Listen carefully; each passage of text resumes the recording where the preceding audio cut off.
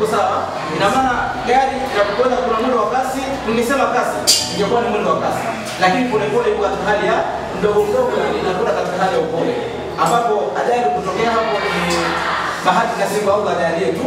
Uko sawa? Lakini katika mwendo wa polepole ndio kiasi ambacho gari hiyo inakwenda. Tunaelewana vizuri hapo. Kwa hiyo kwa maana hiyo tunasema kwamba kitenzi na kielezi ni vitu ambavyo viko karibu kwa sababu pia vinakamilishana zile maana zao. Tuko sawa? Pia tunasema kwamba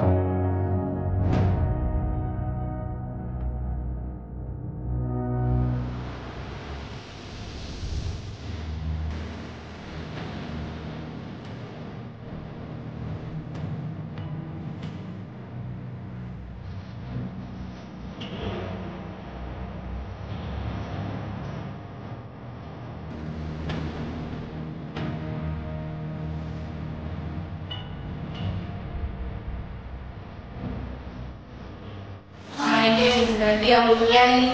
I live at Taveta. My school name is Skyview Nursery Primary and Secondary School.